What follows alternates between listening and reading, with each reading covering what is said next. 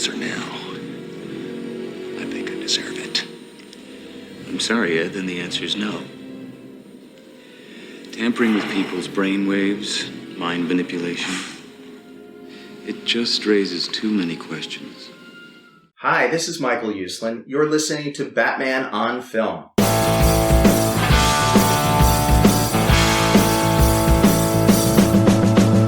Talking about the tales where the shadows crawl. Chapter by chapter, we've covered it all. From the capes and cows to the darkest night. Every film, every fight, a fan's delight. Turn the page, Gotham's glory awaits. Batman on film, where legends create. Oh, we ride through the Gotham skies. From the bat's rise to the villain's eyes. Turn the reels where the story is bright. I'm Batman on film, the legends alive. Break down the madness, scene by scene, where the city's pulse and dark dreams convene. From the old to the new, the saga unfolds.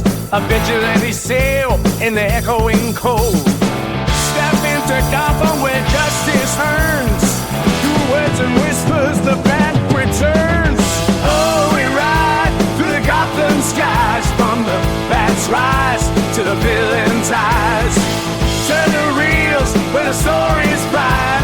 I'm Batman on film, the legends alive.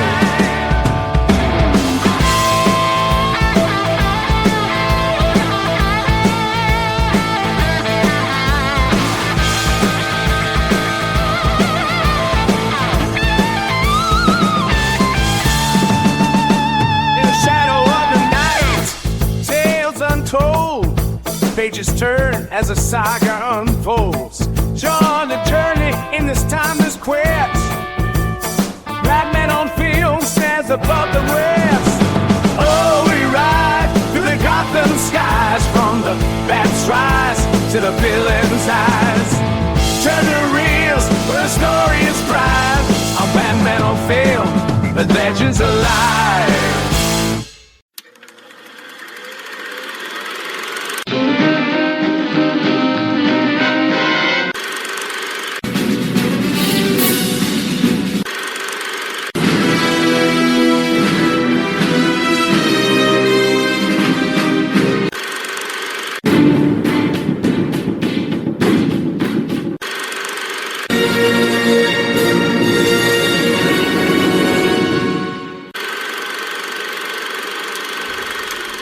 Welcome to Batman on Film, chapter by chapter, breaking down Batman on Film, the Batman films, Batman movies, chapter by chapter, scene by scene.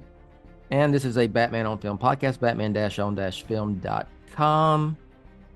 I am, we'll say, I have a special guest today. About to have to call you a legacy Batman on Film contributor, Garrett. Yeah, it's been a minute, hasn't it? Gosh. You're about to go there. Garret Grev joins the show. How are you, sir?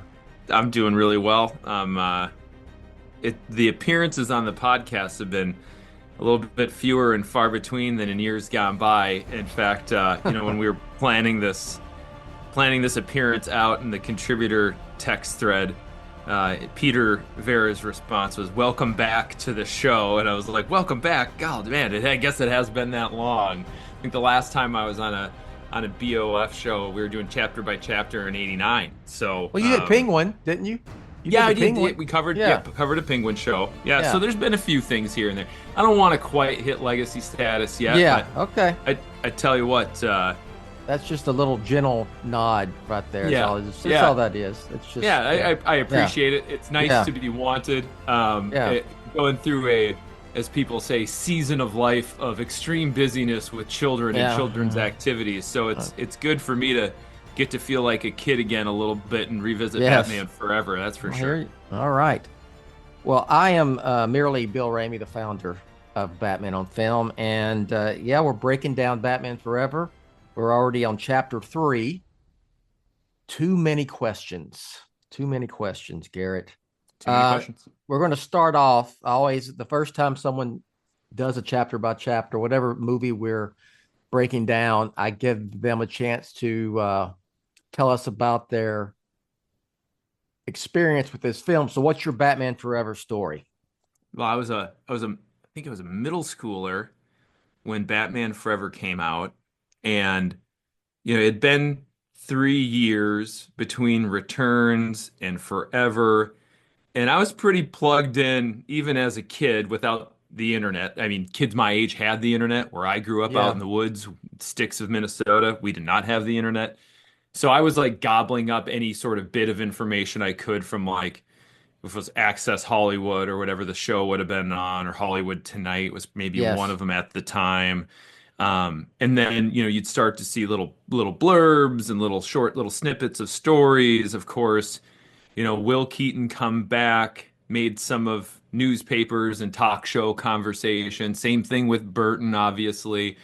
Um, I, at the time, I couldn't actually, not to go down this rabbit hole, I wouldn't have been able to like verbalize why I felt the way I felt about Batman Returns and wasn't as hyped up on it as I was about 89. But I was like, I had all the merchandise, I had all the Yeah. tie-ins because it was Batman, of course, and I was a little Yeah. Batman fanatic. Um, but it didn't quite hit for me, and now I can think through why, the way that 89 did. So when we started getting a look at Forever, and it was right away going to be brighter, and it seemed like a little bit more action adventure oriented, and we're going to get Robin for real this time. I was super hyped up, and I remember distinctly how much this was covered. Like you get little newsstand magazines Mm. back in Yeah. the day about movies that were in production to kind of Yeah. hype you up with some behind the scenes stories. There was a Disney Channel, the magazine that would show up on newsstands back then. It was kind of geared towards all things that age group, and they had a cover story on Batman Forever before the movie came out. And of course, this wasn't a Disney property, but it Yeah. was a big enough deal that even the Disney Channel magazine was spotlighting it. And I was really hyped up. It came out that summer. I remember I had like a group of buddies that we all went together, came back, sleep over at my house. The soundtrack was already a pretty big deal, and I bought that right away. So it was one of my first CD purchases. It was like Green Day, Dookie, Boys to Men 2, and the Batman Forever soundtrack.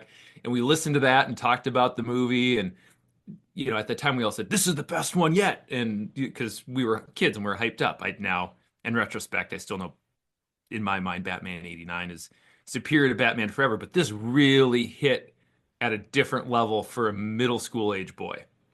Yes. Well, it hit for me too, and I was 29 when it came There you out. go. There you Um, go.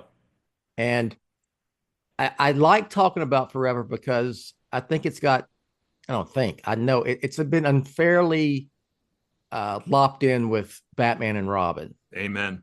Um, Amen. it was a success. I've said this on every show. There's this narrative out there that Batman Forever was a flop or a failure, and that is the farthest thing Couldn't be from. further from the truth. Yeah, it was a huge hit. It was everywhere, as you said. You had Seal, Kiss from a Rose. You had U2, Thrill Me, Kill Me, Kiss Me, Punch Me in Yeah. the Face, whatever. You know what I'm talking Yeah, about. with the Yeah. animated video with Yeah, Bono. those as were like all over MTV. They were huge. And really, this sounds like, how could this be looking back, especially after we got Keaton in The Flash, and he came back to play Batman for a third time. But Kilmer was like a fresh of breath air. The casting of Yeah. Kilmer to take over for Keaton. Yeah. And In 'cause he was coming particular, up, Tombstone was I was just big, gonna and say that coming yeah. off of Tombstone and Doors, obviously, yeah. the Doors and all his success in the 80s from Top Gun. I almost said Weird Science, but that isn't it. It's escaping me at the moment. top secret. Top Secret. There you go. And it was sort of a little bit more prototypical casting choice Yes. than Keaton. Yeah. Yeah. Movie star, good looks, tall. I mean, Yes. it's funny because you'll get to it in the scene that it happens. he still wasn't this ripped guy that even, No. what Yeah. Bale did to get ready for the role, and people criticized Pattinson, but even, Pattinson, he wasn't that. Looking back on it, he sort of looks like a pretty physically fit dad that you might run into, Yeah. but it was more in the vein of sort of the casting choice that people would expect to make, like very Yeah. handsome, dashing Bruce Wayne, Yeah. and his facial features were really highlighted by that mask. He's got a particular lip and mouth shape to him, and Hmm. it was a big deal. It was a big deal. But I've been having this conversation, gosh, Bill, all the way back to the early 2000s in the old BOF message board days, where Yeah. people, would I think the stink and the sort of I don't know, like betrayal almost that fans felt by Batman and Robin at the time just made Hmm. them lose all sense of reality, and Batman Forever got lumped in when it was actually a massive success, a Yeah. huge pop culture event. Yes. And the studio, as we talk about a lot, learned all the wrong lessons on Batman Forever, and that's how we got Batman and Robin. And I've lightened up on Batman and Robin a lot over the years, but totally, I have totally. too. Yeah. Yes. Um, well, Batman and Robin is essentially it's the same story beats as Forever, just more they amped up the camp and the silliness, All it is So it is structurally identical, and yes. it's just all the goofiest elements of Forever on steroids, which wasn't the right way to go. But hey, we got a innuendo filled, big budget, beautifully produced version of the '66 series in my mind, Yeah. with Yes. and Yeah. Robin. But we're not here to Yes. talk about that. We're talking No. about Forever, and I love All Forever. right. Too many questions. So when we left off, Garrett, Batman had taken on Two-Face and had been well, Batman's not defeated, but he didn't beat Two-Face. Two-Face got away in the helicopter, and Yep. Batman dove into the waters of Gotham and survived. And Looks then up to the defaced Lady Liberty statue yeah, that now, yeah, which I didn't realize, I think probably until maybe a Blu-ray release, whenever that happened in the 2000s, late 2000s, um, like defaced into a Two-Face. I think when I probably saw that in the I didn't. theater, You know what? That's the first time I've ever thought about that. Now that you said that, it's I gotta it, it look. is Yeah. it is the left-hand side of Lady Liberty Okay. is what's all Okay. crashed and burned and a big hole and destroyed. But it wasn't until the higher def releases came out that I Yeah. even noticed that. Yeah. I have Because never in the noticed it. VHS, you were in the DVD, that the Yeah. picture You quality learn. just wasn't there for you to You see that. learn. You can learn something new about something that you think you know everything about Absolutely. every day. So it's immediately cuts to it's like a panning through Gotham, so you get a feeling of what this Gotham looks like, and it's a lot different than Batman '89, and a lot different than Batman Returns, which those two really didn't look a whole lot alike. But this one's No. completely you can tell that it's more it's a brighter it's very stylized in a different way than the stylized version of '89 and Returns. So Entirely. And where yeah, Gotham felt so much smaller than '89. In '89, it's like, how many times can they drive by the Monarch Theater? yeah, Like '89 didn't feel like this expansive world, but they did so much more with broader scale matte paintings. mm, And, obviously the end before we get to the credits is that, we're going up the building and we're pulling out, and there's Batman on the top as the signal is lit up. But in Forever, they definitely take this scene's opening moments to introduce an entirely different scale.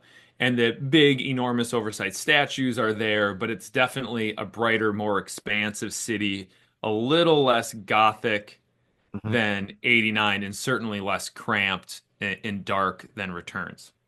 It's now this scene was supposed to be like the second scene of the film. We were supposed to get the Two-Face and Arkham escape, and when Dr. Burton goes in and he has escaped, and it's just the Bat must die, and then it you get the credits, and then it cuts to this. This is would have been like we would have seen Bruce Wayne before we saw Batman if they had kept the original cut, which is ended up being like I call the Red Diary cut. But That was they in my mind when I was watching changed. the Yeah, scene, Bill. Like I was trying to remember. I'm like, I know this order is different from everything I've read on the site and heard about. yeah, Just over the years, we've gotten a lot of information of what the Red Diary cut or the Schumacher cut, whoever's talking about it at the time would be. And I knew it was out of order.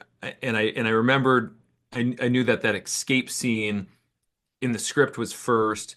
I loved kind of the almost James Bond cold open. We're yes, cutting to an yes, adventure right away. I thought that was a smart choice. yes, Um, yes, but it is a little bit interesting that we would have gotten Bruce before Batman and a yeah, little bit of a uh we would have kind of like slowly ramped up into the action. I think it was a smarter yeah, call to just go, boom, let's hit him in the face. This is an action yeah. adventure Batman movie this time. Let's give it to him right away. I like and I've said it. We've done we're 2 episodes with the third episode in, but I said in the previous two, I enjoy the cold opening. The suit up, the credits. Coming throughout the suit up scene, and then it's boom. There's Two-Face. Anyway, go back and We're listen off to to those the two races. shows. Yeah. So Bruce Wayne is visiting Wayne Enterprises. Let me back up just a bit. During that panning scene of Gotham, there's like a news report talking about despite the valiant efforts of Batman, Yeah. Harvey Yeah. Two-Face has escaped. And Javi brought this up. Did it bother you, or does it bother you that they referred to him a few times in this movie as Harvey Two-Face? No, it seems redundant. It's a little odd. Like I don't necessarily understand why that was the choice that made its way into the script. I wouldn't say it bothered me, but I'm like, even as a kid, I remember being like, Harvey Two-Face. It's Harvey Dent who is Two-Face. And if you're trying to represent the duality of Two-Face, it's already there. It's in the name. That's what Yeah. Two-Face means. You don't need it. You don't get anything more by tagging Harvey onto it. It may be, I mentioned this, and Lauer brought this up in episode 1. This is probably the first time. This was like the introduction of Two-Face Harvey Dent to the general audience. Right. Because it wasn't in 66. Yeah. And so it may rose have to been prominence in the comic books between. Yes, it may be that was for the general audience to emphasize Two-Face as Sure. Harvey Dent. Was it he was the DA, and they kind of, there's flashbacks, but I think that might have just been a decision made for general audience to kind of like give them some background information. Totally. And I think besides that, with that little news blurb, does right away is establishes Batman as the hero of Gotham City. Yeah. He is not this mysterious urban legend myth of 89. He is not this sort of character operating without full public support, even though they don't get into all the details and returns. But Yeah. he's on the run from the cops and getting shot at Yeah. a couple times Yeah. and everything else. And now, right away, we have, the news covering his escapades, which ended up with a lot of public property destruction. And, we don't see casualties, but presumably some casualties. And the news is like, this is our valiant hero who's going forth Yeah. and trying to protect us. And despite him not quite getting the job all the way done, we still love him. Yes. That's kind of what that Yes. established right away. Yeah. Yes. So we're at Wayne Enterprises, and the boss, one of the boss, Fred Stickley, is the boss, played by Ed Begley Jr. And he's trying to whip everybody in shape. And Bruce Wayne is coming through on kind of a walkthrough, and then Edward Nygma, an employee at Wayne Enterprises, played by Jim Carrey, shows up. So we haven't seen the Riddler yet, but he does tap. What you say? You're a winner. You're a winner, and he taps a Like a Riddler bobblehead. Is that too over the? Was that like too in your face or too over the top? I mean, I think at the time I went, "Oh, that's kind of cool," but then looking back, it's like, okay, that's a little bit. It was a little much. I think even having you look at the other scientists and they're sort of like operating out of your standard corporate office cubes, Yeah. and he has like walls built up and there's some green neon and everything else. In one of the upcoming scenes, we'll see, he even has sort of this arcade cabinet with a Riddler figure in it. Yeah. Reminds you of like Big in Yeah. the Yeah. drop the quarter in and make a wish type deal. So it was all a little bit on the nose, but for the tone of what they're doing in this Yeah. movie, we weren't going to get a deep psychological background of Edward Nygma, and he was this child obsessed with puzzles and riddles and solving games that Hmm. require mental gymnastics. Yeah. So I think like that is a thing that he has that just is sort of there without getting into all of that then influences who he becomes in the Riddler persona. I thought did the job this movie needed it Yeah. to do. It was kind of like they're winking at you. He's going to It's a be the wink. it's going to be the Riddler. Yeah, You just know, wait and see. just in case you didn't know coming into the movie. Hey y'all, it's Bill Ramey, founder of Batman on Film. Let's take a quick pause in this podcast for these words from our sponsor. Edward Nygma sees Bruce Wayne. They make it evident he's a fan because he's got like magazines of Bruce Wayne Right. put up in his little cubicle. He comes rushing out, much to the horror of Fred Stickley, and just kind of pushes his way in to meet Bruce Wayne, and shakes his hand. Oh, Bruce Wayne, you're my hero, and just Stickley in the background is just Losing it. angry and pissed and horrified. I tell And you what, so, yeah, that scene as I've watched this movie as an adult like hits for me in a different way as it did as a kid. yeah, Um, in my job in the operations and businesses that I've run, you have these executive visits. And I remember I was leading a supply chain and distribution center, and we had our chief supply chain officer show up and he was going to walk the floor. And I had one employee at the time, good worker, smart guy, a little odd, didn't really understand social norms. And I was like, we got to keep this dude away from this other guy, yeah, right? Like if they get to talking, it could go off the rails. Good yeah, guy, good worker, but just not necessarily the person you want to be eating up that time. And when I yeah, was watching it, I'm like, it was the first when I watched it as an adult after I don't remember yeah. how many years. I like didn't. It's the first time I really sympathized with Ed Begley Jr.'s boss character as opposed to Edward Nygma in that moment. That's funny. Yeah. And I can see that. And it's, he's shaking Bruce Wayne's hand. He's talking to him. And, Val Kilmer's Bruce says, I'm going to need that hand back, Ed, and there's this, but it seems like Bruce is not blowing him off. He's kind of taken aback, but he is entertaining what he has to say, He is. essentially. And it doesn't feel like he is, doesn't seem like he's just, giving him these empty responses just to move past. He's not blowing him off, and it doesn't feel like he's just patronizing him to get out of the conversation either. You clearly see when Edward talks about, manipulating brainwaves, if you will, takes off the glasses. He's like, "Do you say manipulating brainwaves?" It's like, "Well, yeah." Like, okay, and that kind of goes.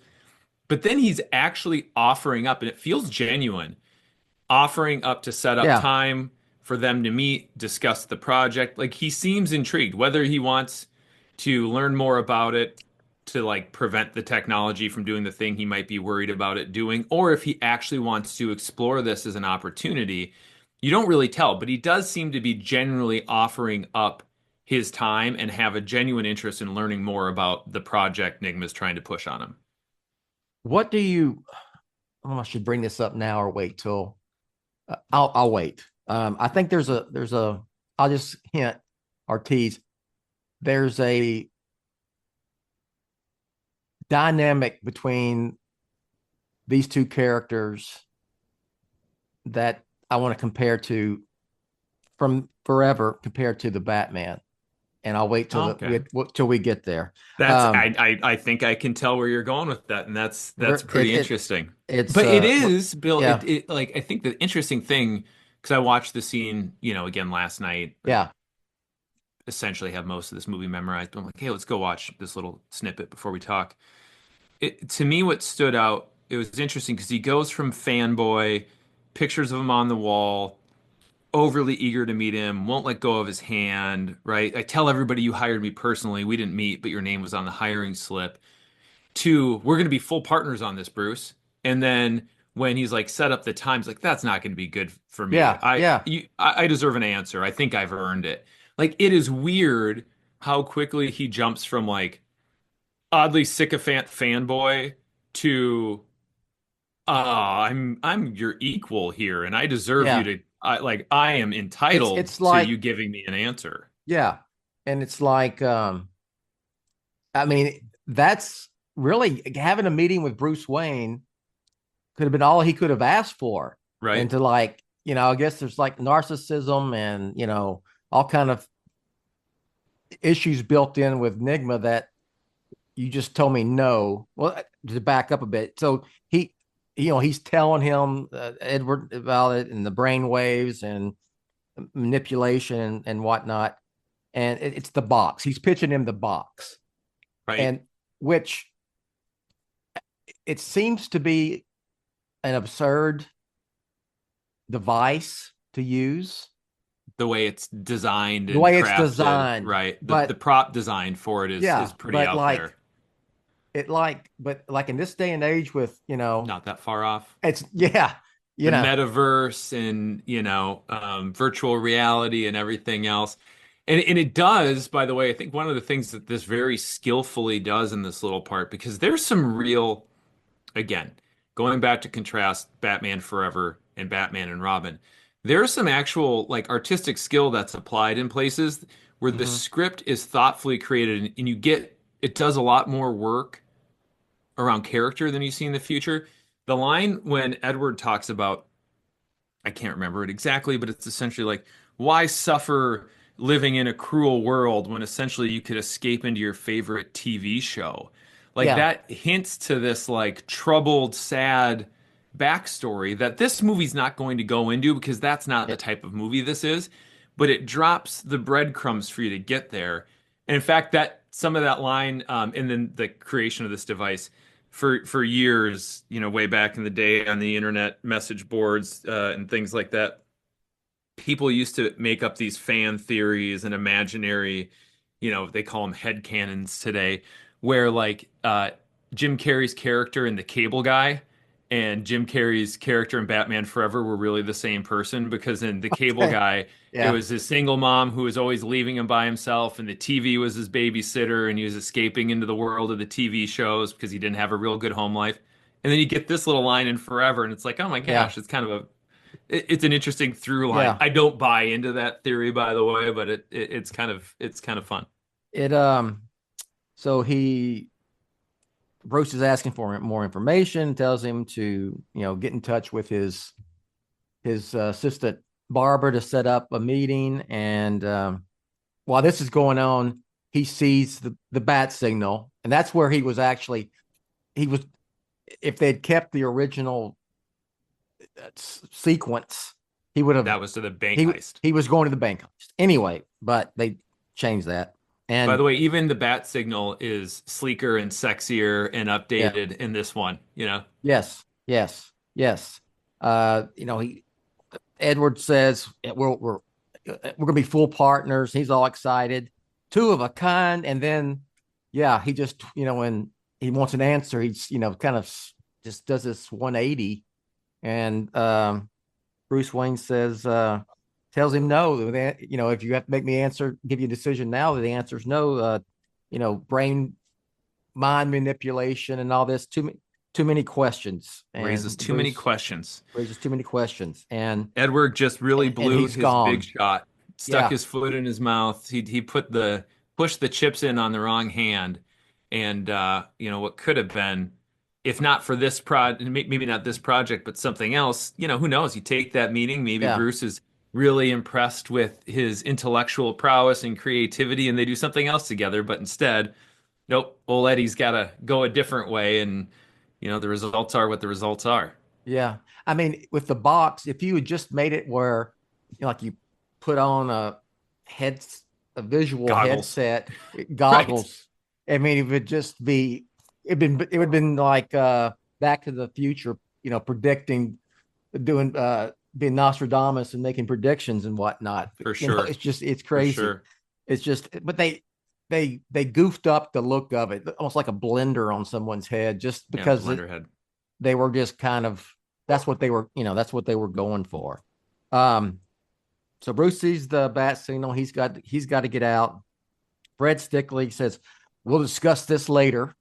He's pissed, Famous and last then words, Fred. yeah, and then Spoiler alert. yeah, Edward Nigma, he's still obsessing with Bruce Wayne and says, "You were supposed to understand. I'll make you understand." It's Yeah. really creepy way of doing it. So here's the thing I was thinking about in Batman Forever. Edward Nigma is obsessed with Bruce Wayne. In the Batman, Edward Nashton, who is the Riddler, is obsessed with Batman. Batman. Yeah. That's Is it? I had not thought of that. Yeah, As soon as you mentioned a connection to the Batman, I was like, boom, lightning bolt in my brain. I'm like, oh my gosh, in the Batman, the Riddler bases his, persona and wearing a mask and his mission statement under a total misunderstanding of what the Batman had been doing. And is really seeking his approval and wants to be yeah, seen as a partner to him, which is rejected by Batman. And in Batman Forever, it's Edward Nigma that's, idolizing Bruce Wayne and wanting to impress him and help him with his mission in the company, yeah. and is rejected by Bruce Wayne. And, who knows where that'll go in the Batman universe, if anywhere, with that character going forward. But then we see in the rest of Batman Forever where that takes Nigma after the rejection of Bruce Wayne. So that's very, very interesting. I like that a lot. It's and I'm not saying, and I don't believe at all that, like Matt Reeves said, let's take Batman Forever and just kind of switch it around to where, and hell, what maybe he did, He made Bill. I was gonna say I don't know that I'd go and make that.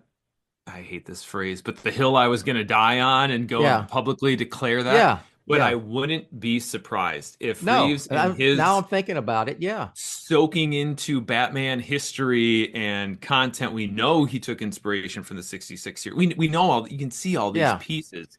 Year one, Long Halloween. There's a lot of Batman elements that made their way in there. I would not be surprised if he watched all the Batman movies and thought like, okay, what do I, if I was directing this, or what would I do with some of the DNA from this story and my storytelling? I would not be shocked in the least.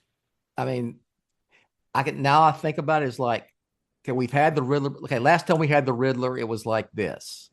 What if we Right. just flip it on its head? You know, Right. we And just flip it around. especially with Reeves' approach to the Bruce Wayne Batman character, where there was no difference, Yeah, right? Like yeah, in Batman Forever, really go down a rabbit hole. yeah, The thought process around Bruce Wayne was the character. Batman's a thing that he did, and at some point, it's yeah, like I'm not going to do that thing, and then he realizes, no, I'm Batman Forever, hence the title. And in the Reeves universe, there's no difference either, but it's the Batman persona that takes the lead. Even when we see Bruce, he's always operating as Batman. In yes, Batman Forever, it feels like even when we see Batman, it's Bruce Wayne playing Batman. So it works on that level too. I think we might have something here, Bill. yeah. And then even there's also, if you want to go even a little bit further, and I'm just really just going off on a tangent here, but like you see Jim Carrey as Edward Nigma when he's successful, dressed just like Bruce Wayne. His hair's like 100%. Bruce Wayne. He's got the And he's like, glasses, his fake glasses, mole. how's my mole? Fine, and the Batman, the Riddler, you should see my mask. It's not as great as Exactly. yours. And he was fancied himself a vigilante, just like Batman. They were, But two of a completely kind. misunderstood. Yeah, I Yeah, completely misunderstood the character's motivations and, you know, who they are and why they did the things they do and what the end goal of their mission was. Like misunderstood in both, right? Like in yeah, this one, it's like, hey, we can utilize technology. We'll mess with people's brains, but we'll give them a great service product, and we'll make a bunch of money here at Wayne Enterprises. By the way, when I was trying to think through when they said Wayne Enterprises Tech Division, because we've had Wayne Enterprises, we've had Wayne Industries, we've had Wayne Tech, all is kind of the name of hmm, Bruce's company. So Wayne Enterprises Tech Division, like, hey, here's this great product. Yeah. And if you think the goal of Bruce Wayne is just to be a successful billionaire that makes a ton of money, yeah, I mean, moral scruples, whatever. This is a high-tech new product. It's going to be a hit. And then if you misunderstand the mission of Batman is a vigilante who really is looking for justice, though at the time more in the frame of vengeance, the continuation of that is, well, we don't care if we kill some people and take down these baddies because we're really going out for vengeance and justice. And it's a misunderstanding. It's very, Bill, it almost feels, it works too well to be just happenstance. Yeah. This is a good one. Yeah. And there's it's interesting, to think about this, kind of do a comparison between the two films that featured the Riddler that we've gotten so far. And for sure. And Batman history. All right, before we go, we'll finish up here. Any last thoughts about this scene overall, about Jim Carrey? It was the first time we saw him as Edward Nygma, who will become the Riddler. Anything? Yeah, I think Carrey does a really good job, and Val Kilmer doesn't have as much to do in this scene, obviously, but Kilmer does a fantastic job of playing, the straight man, very kind of stoic and businesslike, and Bruce Wayne, impressive figure. And Carrey actually, the thing about Jim Carrey is everybody knows about him from his over-the-top roles, but of course he's gotten a lot of, laud and recognition for things like The Truman Show and Man on the Moon. Like he can also be a serious actor when the role calls for it. And he kind of splits the difference here in some ways. It's obviously big, it's obviously over the top, but there's some real kind of craftsmanship in some of the line delivery and eye movement. We talk a lot about how important eye acting is in Batman movies, the way that he looks, the sort of like defeat, hope and defeat. Like there's really good character work that happens. Now later, of course, everything becomes over the top, and Tommy Lee Jones is over the top from the second you see him, and it never goes anywhere. But this was a nice place for the character to start, so it had some place to go. And it's not so totally divorced from how big and over the top the Riddler is, but it's not giving you that right away as Edward Nygma working for this, company job. It's a good kind of connective tissue and good work, in my opinion. I'd also mention this, Bruce Wayne, in this case, Val Kilmer, he's apparently active in the Wayne businesses. I thought that too. He's actually doing something. He has he's not just he has an office. He has an assistant. He's showing up to go through and do a walkthrough. Whereas, like in Pattinson's, he couldn't care less about that. He even says it in the film. I don't care about any of that, Right. And he's like the point where it's almost like you're going to lose Wayne Enterprises. You're going to lose your money if you don't take an active role in this. So it'll be interesting to see in the Batman. And I know we're not talking about the Batman, the changes in Bruce Wayne, for sure, that we get going forward. All right. This was fun. Very fun talking about that. We got really deep on that one over this. I think it was a 4-minute scene. But hey, 4 minute. Yeah. We want to fill some airtime. Get us talking about Batman. It'll get filled. All right, Garrett. You got to come back for some more chapters of Batman Forever. I'd love to. Batman Forever's got a very special place in my heart. Anytime you see like, hey, rank your Batman list, I typically have Batman Forever higher than most anybody else. I do too. It's up there quite a ways in my opinion, so I'd love to talk about it more. Sounds good. All right. So for Garrett, I am Bill. Now it's Rachel will finish up here, and we will catch you next time. You have been listening to Batman on Film Chapter by Chapter, a BatmanOnFilm.com podcast revisiting the cinematic adventures of the Dark Knight, scene by scene, chapter by chapter. Follow Jett on Twitter at Batman on Film. For BOF news only, follow at the Batman on Film on Twitter. To become a BOF patron, go to patreon.com/Batman on Film.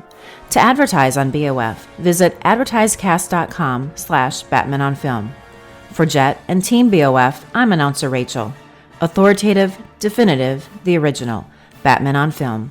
Established in 1998.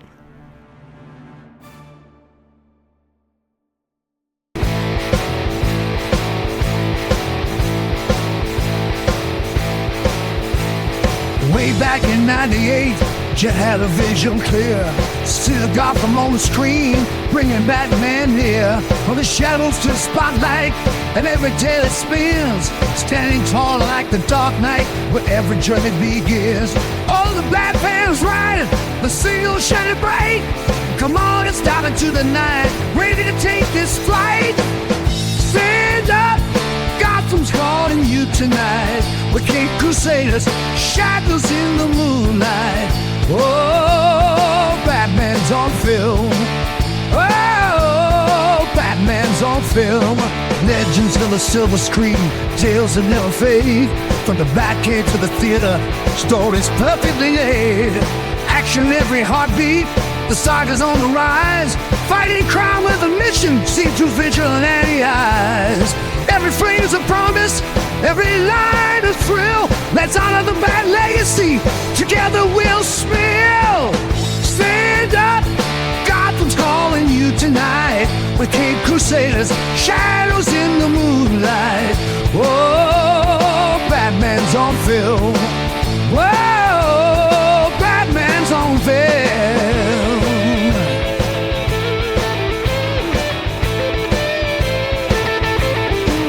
Can you hear the score play through the endless chase? Through the Batmobile roar as heroes find their pace. We go where the bat takes us, no photo left unheard. Let's follow the footsteps along the bat's word.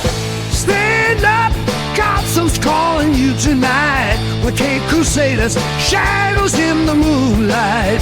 Oh, Batman's on film.